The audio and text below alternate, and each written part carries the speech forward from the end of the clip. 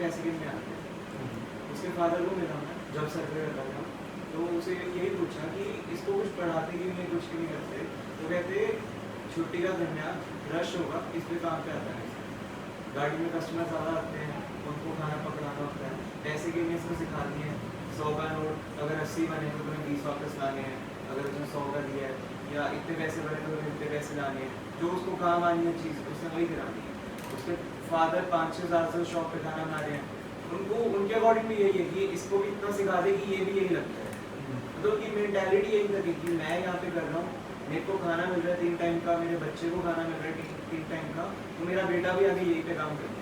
Regular cash flow सीख करते हैं कि कैश फ्लो एकदम लॉन्ग टर्म में ना हो, कैश फ्लो हर रोज़ हो, चाहे मिनिमल हो। रेगुलर कैश फ्लो इनको चाहिए अपनी सर्वाइवल के लिए। इनकी सर्वाइवल इंस्टिंक्ट्स बस यहीं तक के लिए हमें हर रोज़ खाना आ जाए और हम जहाँ रह रहे हैं वहाँ पे हम रह पाए ढंग से। अगर लॉन्ग टर्म कैश फ्लो यही हुआ कि अगर मैं अपने बच्चे को पढ़ाऊँगा या आने वाले 10-12 सालों में वो कोई नौकरी करेगा या उससे पैसे कमाएगा, तो उसे ये नहीं है, उसे ये है कि शॉर्ट टर्म में कि हर रोज़ आज छुट्टी है तो आज मैं इसको पैसे गिनना सिखाऊँ तो ऐसा खाना मतलब पैसे बना पाए शॉर्ट टर्म। हाँ, ये वही है ना, जितना उनका एक्सपोजर है वहाँ तक सीमित है। अब आपको ये असाइनमेंट मिली, आप ये तो आपको ये सीखने को मिला, तो आपको भी ना मिलता, तो आपका भी एक्सपोजर बढ़ा। मैं उस शॉप पे फ्रीक्वेंटली जाता हूँ, बट कभी ये चीज़ें नोटिस करी कि वही लड़का हमेशा खाना देने आता था, वही शेफ होता था, बट अब वही एक्सपोजर मिला तो जाके उससे चीज़ पूछी, तब उसने बताया कि इसीलिए बस यहाँ पे आता हूँ, ये पैसे गिनने आते हैं, बाकी चीज़ मुझे मिल रही है। अब ये जो इंटर्नशिप है, इससे जो असाइनमेंट्स आपको मिल रही है, एक्सपोजर मिल, आपका मेरे को लगता है कि आपका एंगल अलग होगा जब आप लोगों से मिलोगे। आप अलग चीज़ अंदर से जानना चाहोगे, अंदर से क्या होगी, आपके अंदर क्यूरियोसिटी पैदा हो जाएगी। जी सर, एक्चुअली वही क्यूरियोसिटी पहले की होती थी, बट वही अब पता चल रहा है तो लगा कि पूछूं एक बार। तो वहाँ से रियल फैक्ट्स बाहर आएंगे। ये जो रियल फैक्ट्स आपके अपने ऑब्जर्व किए होंगे, ये किताबों में नहीं मिलेंगे, और जिन्होंने ये ऐसे इंटर्नशिप नहीं की होंगी, ऐसा काम नहीं किया होगा, उनको ये पता नहीं चलेगा। हो सकता है कि आपकी बात पे यकीन ना करेंगे, जब आप उनको बताओगे तो आपकी बात को झूठा करेंगे, उन्हें नहीं ऐसे नहीं, आपके लिए हो सकता है मुश्किल हो। आपने एक कहानी पढ़ी होगी ना, जो बंदे बहुत विद्वान हो जाते हैं अकेले पड़ जाते हैं, उनको अपना लेवल गिराना पड़ता है, ऊँचा लेके जाने के लिए, समाज में रहने के लिए। तो ये है बड़ा अच्छा है मेरे हिसाब से, तो कि आप लोग इंटरेस्ट ले रहे हो और सीख भी रहे हो। ऐसे जो प्रैक्टिकल असाइनमेंट्स करोगे, जितना करोगे उतना फ़ायदा मिलेगा। आप और भी देंगे असाइनमेंट, और सारी असाइनमेंट का कोई पर्पस ये नहीं कि आपको तरफाना या आपको तंग परेशान करना। आइडिया कि अगर आप आए तो सीखो, रियल फैक्ट्स को जानो। ये बने बनाए फैक्ट्स में हम मेरे आपसे सर्विस में लगाते हैं, दिखवाते हैं सब मिलते हैं इंट्रैक्शन से, कि आप खुद के लिए जानो। नहीं तो क्या होता कि मैं बताता तो आपको शायद लगता कि ये तो ऐसे बकवास कर रहा है। फिर आप खुद जब रियलाइज़ कर रहे हो, खुद प्रॉब्लम्स को फेस कर रहे हो, उनकी प्रॉब्लम्स के साथ उनके साथ इंटरेक्शन कर रहे हो, तो रियल पिक्चर से आप आगू हो। तो आपको किसी को बताने की जरूरत ही नहीं।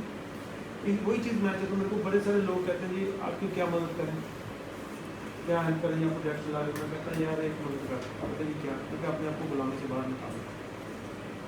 तो मैं पता गुलाम हूँ, मैं तो ज़्यादा हूँ। तो उसको मैं आज़ादी के बारे में बताता हूँ। मैं कहता तू कभी पुलिस स्टेशन गया? तो हाँ जी। मैं थानेदार के सामने बैठे तो बराबर की फीलिंग आती है कि इंफीरियरिटी कम्पेयर करता है, वहाँ तो सलूट ही मारना पड़ता है। मैं कहता तो गुलाम नहीं हुआ, अपने देश में अपने भारतीय नागरिकों को सलूट मार, तो अंग्रेजों को मारते थे। तो खैर लोगों का ना एक्सपोजर नहीं है, लोग जो चीज़ हो रही है उसको रूटीन मान रहे भी ऐसे ही होता है। जब उनको जागरूक करो तो फिर उनका ध्यान बढ़ता है कि अच्छा ये भी चीज़ हो सकती है। तो ये जागरूक करना पड़ेगा, थोड़ा जगाना पड़ेगा, थोड़ा सोचने की शक्ति बढ़ानी पड़ेगी कि सोचें जो हो रहा है वो सही हो रहा है कि गलत है। ये कहानी सुना के कोई खत्म करती है। एक आश्रम था, उस आश्रम में भंडारा लगा हुआ, एक तोता ऊपर चढ़ता था। तोते ने देखा कि आश्रम में भंडारा है, साधु बैठे हैं, मेरे को भोजन मिल जाएगा। वो तोता नीचे आ गया,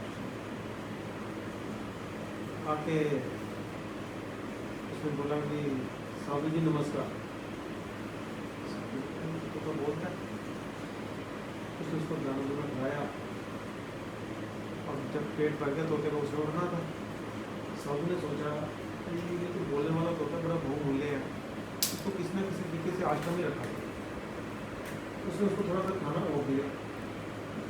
तोता जैसे खाने लगा उसने एक जाल फैला के तोते को पकड़ लिया और उसके लिए पिंजरा बनाया, मेरे तोते को बंद कर दिया। कुछ दिनों के बाद वहाँ पे एक सेठानी है जो उस आश्रम के लिए बहुत दान पुण्य करते थे, जमीन भी उसने दी थी। तो जो साधु लोग थे वो उस आश्रम में जो रहते थे वो सेठानी से इंडेक्टेड थे। तो सेठानी जब आई तो उसने बोला, सेठानी जी नमस्कार। उसने साधु को कहा जो वहाँ का मुखिया था, ये तोता मैं अपने हवेली में ले जाती हूँ, कितना बढ़िया तोता है, तुम्हारा तो आश्रम वैसे भी मेरे सर पे चलता, तुम तोते का रखवाली कैसे करोगे, इसको मैं ले जाती हूँ। और साधु में भूल था, मना कर नहीं सकता था क्योंकि आश्रम उसके सहारे चलता था।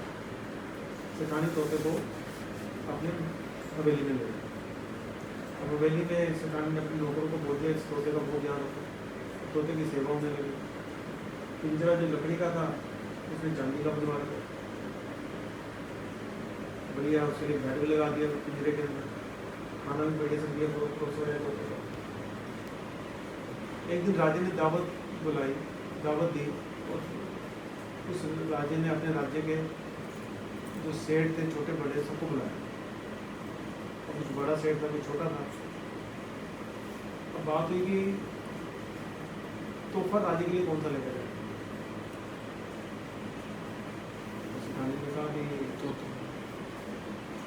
ज्वेलरी ले जाओ, डायमंड ले जाओ।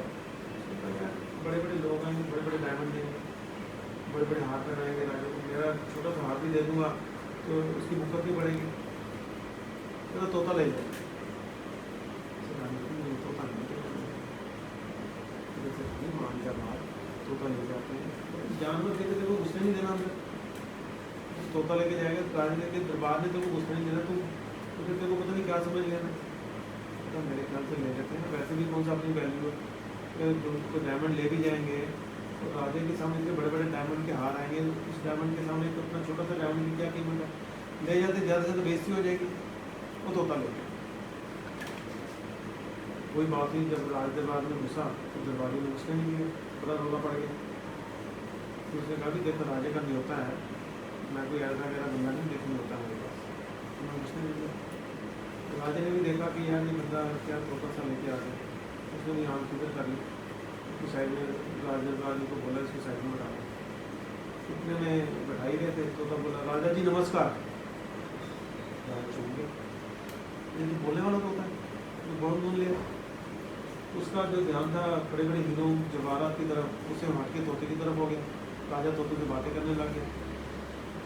तो राजा कहता सबसे बड़ा गिफ्ट, उसने सेठ ने बोला कि राजा जी मैं आपके लिए तोहफा लाया हूँ। तो तोहफा के लिए कहते सबसे भूख मिले कि तोहफा ये है। और राजा ने क्या किया, उसके लिए सोने का और हीरो से जड़े पिंजरा बना दिया और अपने मंत्रियों की ड्यूटी लगा दी कि इसका ध्यान रखना, ये राज्य का सबसे बहुमूल्य मेहमान है, इसका ध्यान अपने मंत्रियों ने रखना है, छोटे पहरेदार नहीं रखने, मंत्री रखने। अब मंत्री तोते की सेवा पे लगे। राजा निगाह मारता था कि मंत्री ध्यान रखने के लिए करना। एक दिन तो जो साधु था जिसके आश्रम में रहता था उसको काम पड़ गया राजा के महल में, तो राजा को मिलने गया। राजा को जब मिलने गया तो राजा को मिलने की मुलाकात ही नहीं, घुसने नहीं देते। तोते ने पहचान लिया साधु को, तोता कहता साधु जी नमस्कार।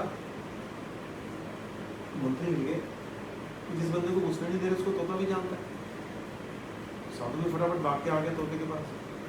और मंत्रियों ने सोचा कि अगर साधु तोते को जानता है, तोता साधु को जानता है, हम कुछ बोलेंगे तो राजा से दंड ही ना मिल जाए। तो उसने तोते ने कहा भी आप कैसे, कहते मेरे को राजस्थान में काम था, मुझे तो घुसने नहीं दे रहे।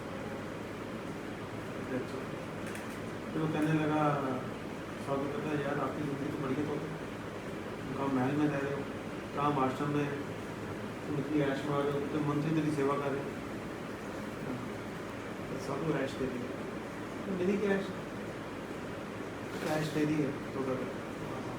हाँ, वो कहता कि देखो, कहता देख तुम मेरे पास लकड़ी का पिंजरा था, तो कुछ चांदी का मिला, तो कुछ सोने का मिल गया, महल में तू रह रहा है, मंत्री तेरी सेवा कर रहे हैं, जिस मंत्री से मेरे को काम है तू बोलेगा मेरा काम भी हो जाएगा। तेरी पावर ज़्यादा है कि मेरी पावर ज़्यादा साधु पर? तो साधु तेरी पावर ज़्यादा। कहता देख मैं जो भी हूँ, मैं हूँ तो पिंजरे का पंछी, आज़ाद तो नहीं हुआ, चाहे सोने का पिंजरा में हूँ। तो ये हमारे देश के साथ, लोगों के साथ हुआ है, उन्होंने दल बदल दिए, नेता बदल दिए, देखो उन्होंने गुलाम नहीं है। तो आज़ाद होना तो आज़ादी की शिक्षा बांटनी ही पड़ेगी, कोई और वे नहीं।